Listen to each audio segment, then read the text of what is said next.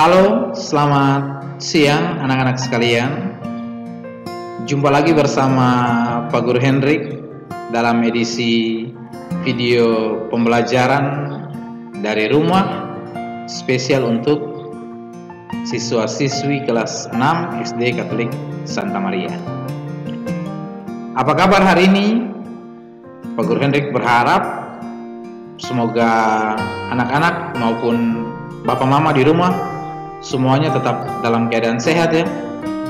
Jangan lupa tetap jaga kesehatan, tetap semangat mengikuti pembelajaran dari rumah masing-masing.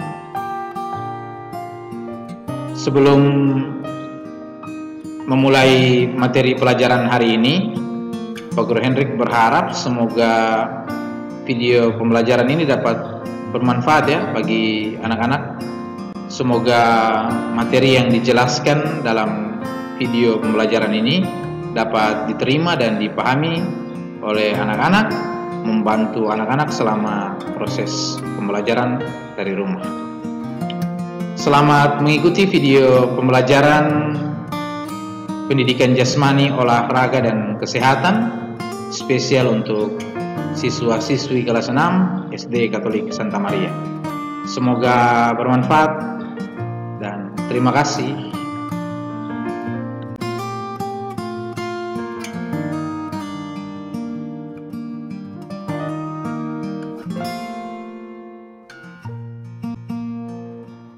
Baik anak-anak sekalian, materi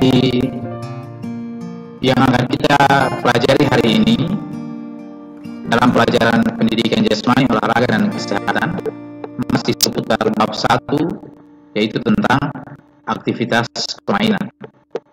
Nah, pada pertemuan sebelumnya bersama dengan Ibu Irta, anak-anak sudah mempelajari tentang poin yang pertama dari aktivitas permainan ini, yaitu tentang tenis meja.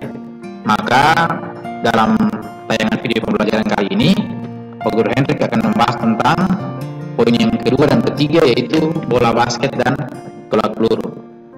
Nah, sebentar dalam tayangan video pembelajaran ini kita akan belajar tentang pengenalan bola basket, meliputi sejarah olahraga bola basketnya, ukuran lapangan atau keranjang, dan lain-lain. Kemudian kita juga akan belajar tentang latihan dasar atau teknik-teknik dasar dalam permainan bola basket, serta kita akan belajar juga mengenal peraturan permainan dalam olahraga bola basket. Kemudian untuk poin tolak peluru sendiri, kita juga akan belajar tentang pengenalan tolak peluru, latihan dasar tolak peluru, serta peraturan permainan yang diterapkan dalam olahraga tolak peluru ini. Nah, Pak Guru Hendrik berharap setelah menyimak materi dalam video pembelajaran ini, anak-anak dapat mengetahui sejarah permainan bola basket. Anak-anak juga dapat menyebutkan berbagai macam ukuran yang berkaitan dengan bola basket. Anak-anak juga dapat menyebutkan latihan atau teknik dasar serta peraturan yang diterapkan dalam permainan bola basket. Selain itu, Pak Guru Hendrik juga berharap semoga anak-anak juga dapat mengetahui sejarah permainan tolak peluru, menyebutkan berbagai macam ukuran dalam permainan tolak peluru seperti ukuran lapangan atau ukuran pelurunya.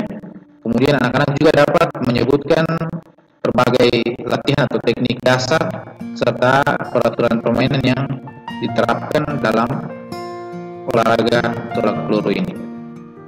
Ikuti terus video pembelajaran ini. Tetap semangat dan terima kasih. Baik anak-anak, kita masuk pada poin yang kedua, yaitu bola basket. Bagian yang pertama, pengenalan bola basket. Bola basket adalah salah satu cabang olahraga atau permainan yang dimainkan oleh dua regu, di mana setiap regu terdiri atas 5 orang pemain dengan tujuan mengumpulkan nilai sebanyak-banyaknya dengan cara memasukkan bola ke dalam keranjang. Nah, olahraga bola basket ini pertama kali diperkenalkan oleh Dr.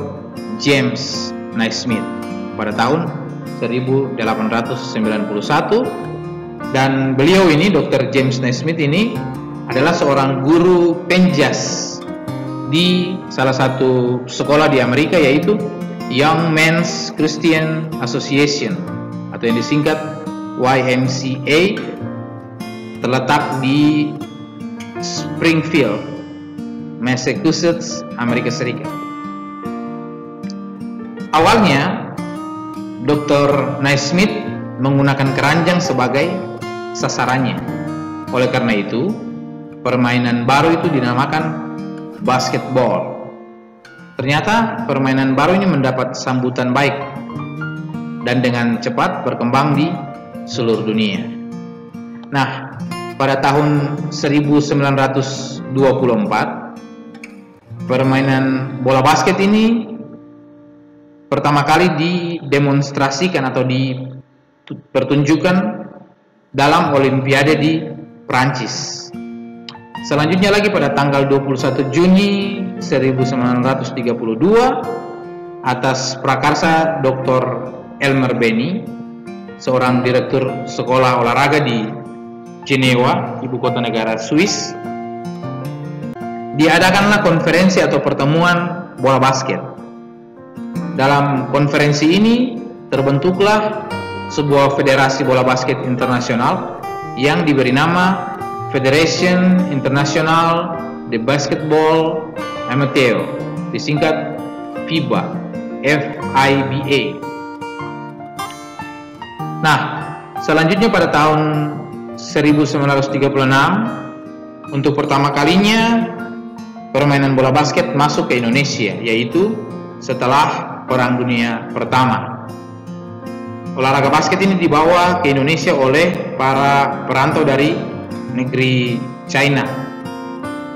Nah, pada PON pertama, Pekan Olahraga Nasional yang pertama di Surakarta, yang kita kenal sekarang dengan sebutan Solo itu, bola basket telah masuk dalam olahraga yang dipertandingkan dalam PON itu. Tanggal 23 Oktober kemudian 1951 berdirilah Persatuan Basketball Seluruh Indonesia yang disingkat Perbasi. Selanjutnya tahun 1953 Perbasi diterima menjadi anggota FIBA yang tadi di atas itu, Federation International de Basketball Amateur. Dan selanjutnya di tahun 1955 kepanjangan Perbasi yang awalnya Persatuan Basketball Seluruh Indonesia diubah menjadi Persatuan Bola Basket Seluruh Indonesia.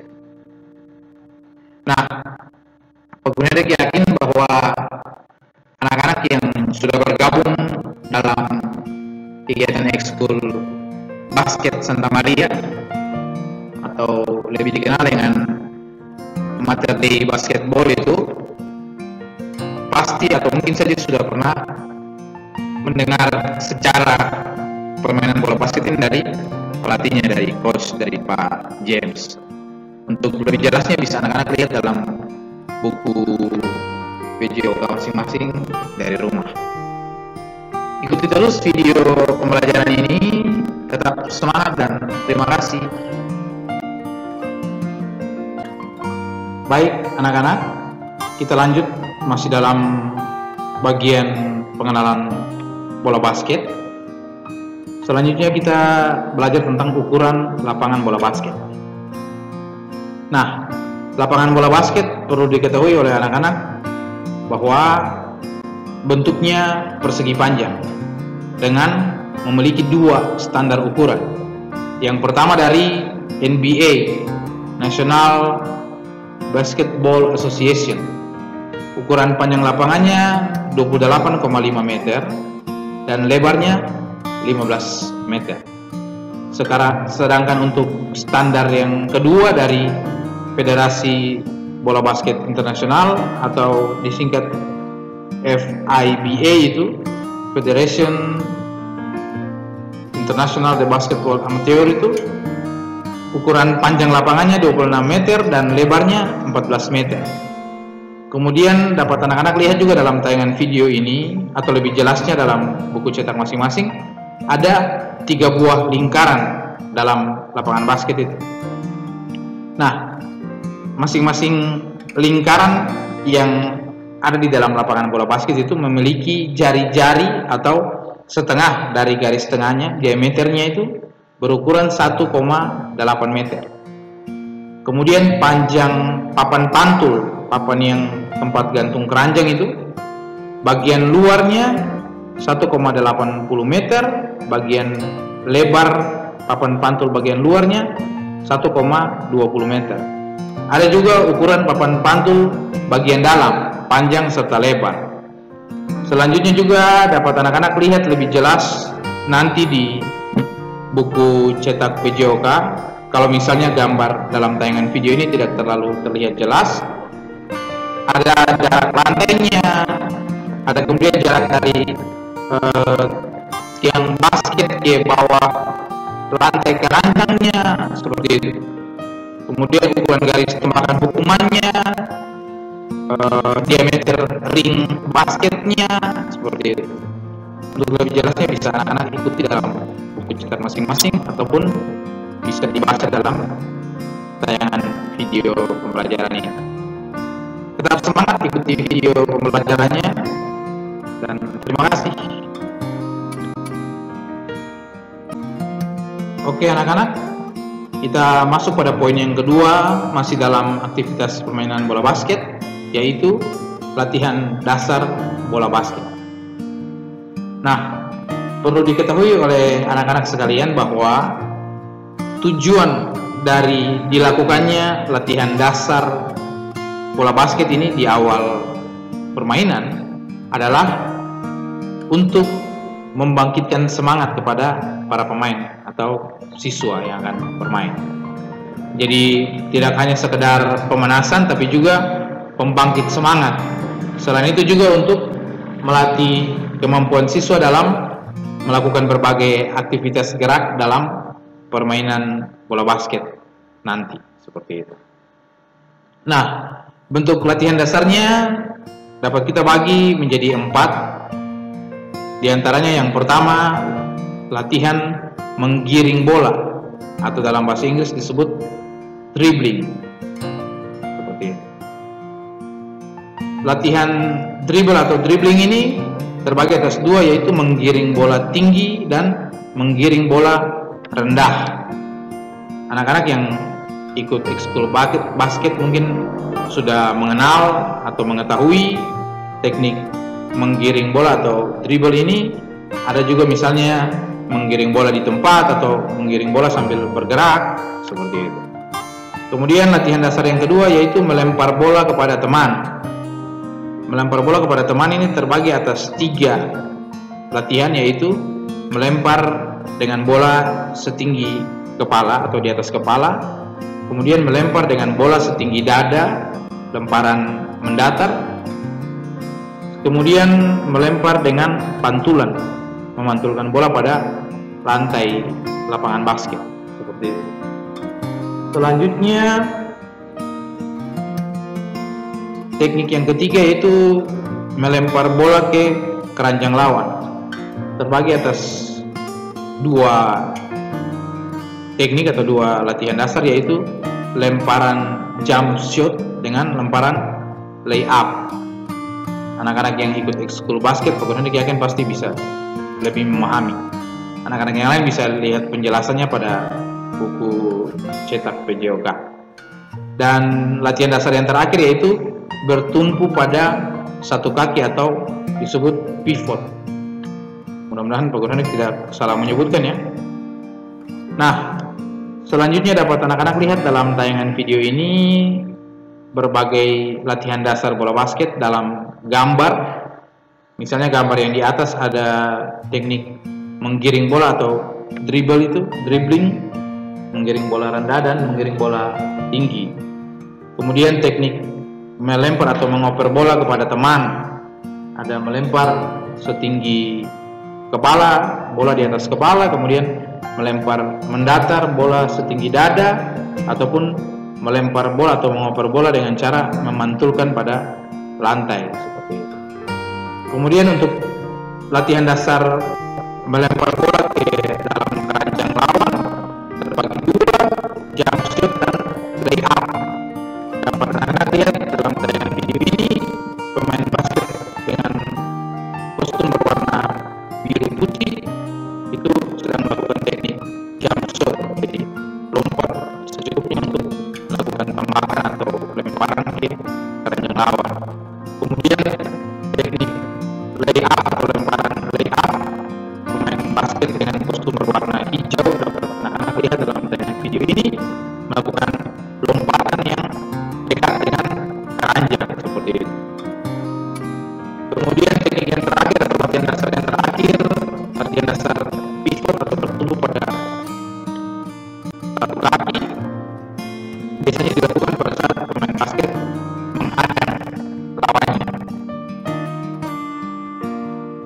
Untuk lebih jelasnya dapat Anda ikuti dalam buku cetak masing-masing, khusus untuk anak-anak yang mengikuti ekskul basket. Kalau orang sudah selesai, ini bisa membantu teman-teman lainnya untuk menjelaskan berbagai teknik atau latihan dasar bola basket ini supaya saling mengetahui, saling berbagi seperti itu. Ikuti terus video pembelajaran ini, tetap semangat dan terima kasih. Halo Stama Lovers, masih semangat kan ikuti video pembelajarannya? Kita masuk pada bagian yang terakhir dalam aktivitas permainan bola basket, yaitu poin yang ketiga tentang peraturan permainan. Nah, untuk mengontrol jalannya permainan bola basket dari awal hingga selesai supaya bisa berjalan dengan baik, perlu diterapkan peraturan dalam permainan. Secara garis besar, peraturannya meliputi yang pertama ada permulaan permainan, kemudian yang kedua bola dikembalikan ke belakang atau dalam istilah bahasa Inggrisnya disebut back ball, kemudian bola pegang atau help ball. Ada juga peraturan 3 detik, peraturan 5 detik, peraturan 10 detik dan peraturan 30 detik. Selain itu ada juga peraturan tentang perolehan angka atau poin, peraturan bola mati dan bola hidup, kemudian peraturan tentang penghentian waktu, pelanggaran, serta kesalahan yang terjadi dalam permainan bola basket. Untuk lebih jelasnya dapat anak-anak ikuti dalam buku cetak masing-masing dari rumah tentang rincian dari berbagai peraturan permainan yang Pak Guru Hendrik sampaikan secara garis besar ini. Tetap semangat ikuti video pembelajarannya. Kita lanjut pada aktivitas permainan yang ketiga, yaitu tolak peluru. Terima kasih. Baik, anak-anak sekalian, kita lanjut pada aktivitas permainan poin yang ketiga atau poin C, yaitu tolak peluru. Bagian yang pertamanya, pengenalan tolak peluru. Tolak peluru atau dalam bahasa Inggris disebut shot put adalah salah satu cabang olahraga melempar dalam atletik, di mana sang atlet akan mendorong atau menolak sebuah bola besi sejauh mungkin dari titik lempar menuju titik pendaratan dengan menggunakan teknik tertentu dan aturan main yang telah ditetapkan. Nah, perlu anak-anak ketahui bahwa tolak peluru ini menjadi bagian dari cabang olahraga atletik, yaitu melempar. Atletik kan terbagi atas 3, lari, lompat, dan lempar. Dalam cabang atletik melempar itu ada lempar lembing, lempar cakram, dan juga tolak peluru. Nah, olahraga tolak peluru ini merupakan olahraga yang sudah ada sejak zaman Yunani kuno.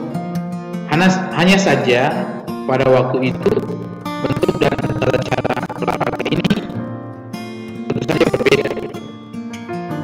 Namun demikian, olahraga ini merupakan salah satu jenis latihan perang yang dilakukan oleh para prajurit Troya yang kemudian dipertandingkan. Salah satu jejak yang bisa ditemukan dalam olahraga lempar bebas tersebut atau tolak peluru ini adalah kompetisi yang diadakan di Skotlandia pada abad ke-1 tahun 1100.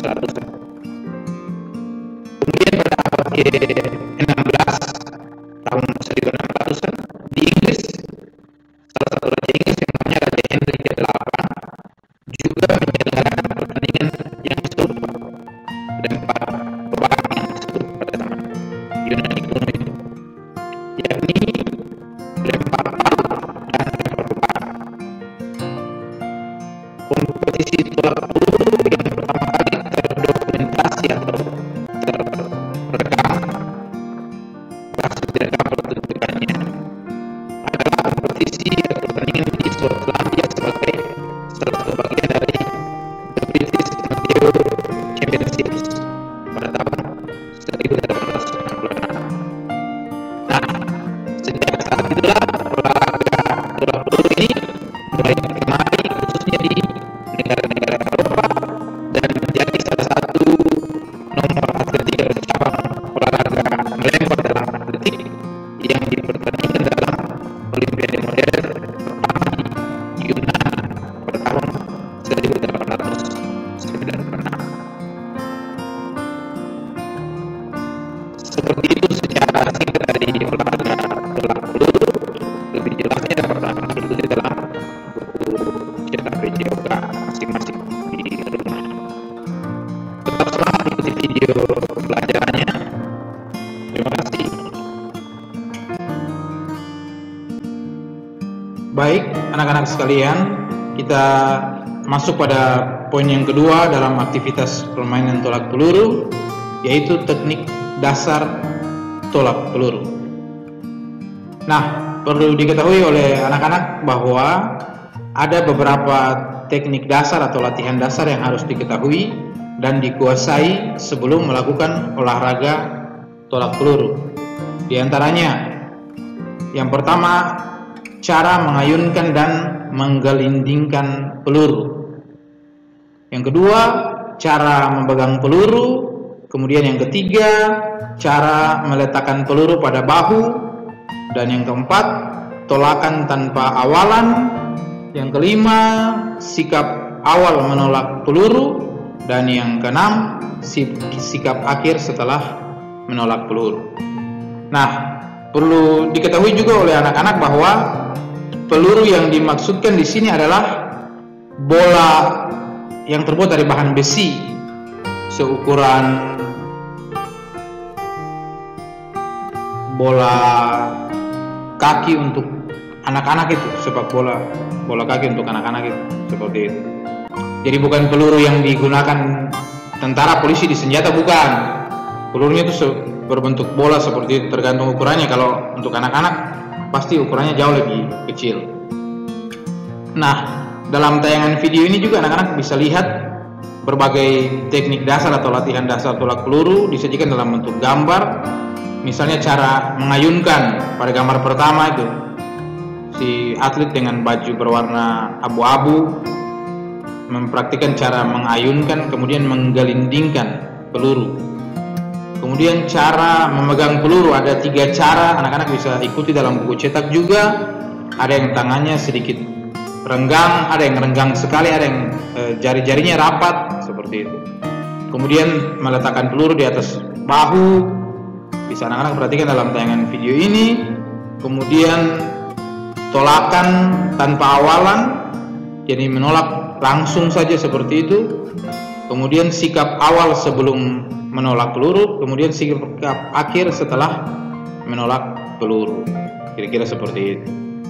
Untuk lebih jelasnya dapat anak-anak lihat dalam buku cetak PJOK masing-masing dari rumah. Semoga penjelasan Pak Guru Hendrik bisa sedikit membantu. Tetap semangat ikuti video pembelajarannya. Terima kasih. Baik anak-anak sekalian, kita masuk pada bagian terakhir dalam aktivitas permainan tolak peluru, yaitu bagian ketiga, peraturan permainan. Dapat anak-anak ikuti dalam tayangan video pembelajaran ini ataupun bisa dilihat dalam buku cetak masing-masing. Ada beberapa aturan yang harus diperhatikan dalam olahraga tolak peluru. Di antaranya, yang pertama, atlet boleh memasuki lingkaran tolakan dari arah mana saja. Biasanya para atlet memilih untuk masuk lingkaran dari sisi belakang dan samping. Peraturan yang kedua, atlet tolak peluru hanya memiliki waktu 60 detik untuk menyelesaikan pertandingan setelah namanya dipanggil. Artinya, apabila lewat dari 60 detik maka dinyatakan diskualifikasi. Yang ketiga, atlet tidak diperkenankan menggunakan sarung tangan, namun masih boleh menggunakan pelindung ruas jari atau tapping selama pertandingan. Peraturan yang keempat, atlet harus menahan peluru dengan menggunakan lehernya selama ia melakukan gerakan untuk tolakan.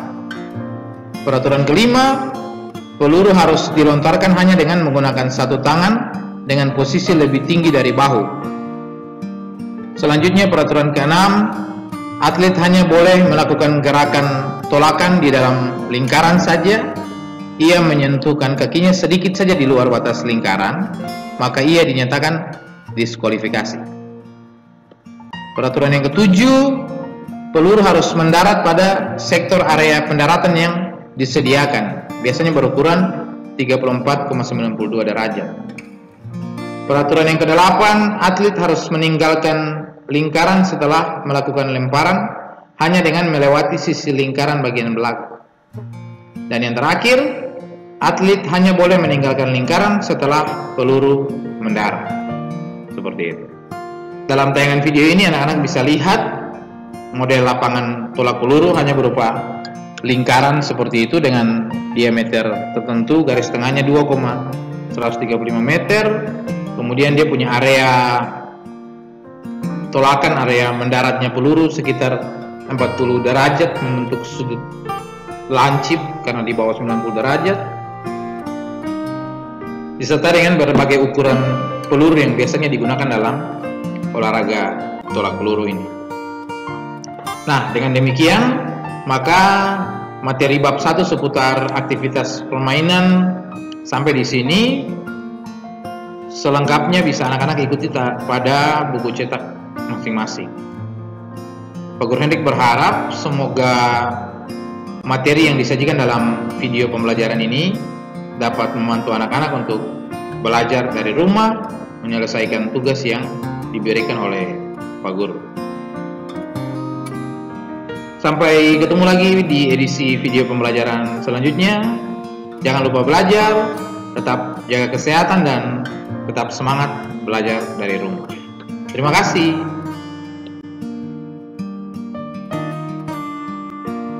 Halo Stama Lovers, sekian video pembelajaran pendidikan jasmani, olahraga, dan kesehatan edisi hari ini, spesial untuk siswa-siswi kelas 6 SD Katolik Santa Maria. Pak Guru Hendrik berharap semoga materi beserta penjelasan yang disajikan dalam video pembelajaran ini dapat bermanfaat, membantu anak-anak selama proses pembelajaran dari rumah. Tak ada gading yang tak retak, jadi apabila ada hal-hal yang kurang berkenan dalam tayangan video pembelajaran ini, Pak Guru Hendrik mohon maaf ya. Ikuti terus video pembelajaran berikutnya. Sampai ketemu lagi di edisi video pembelajaran selanjutnya. Terima kasih, semoga bermanfaat. Sampai jumpa dan selamat belajar.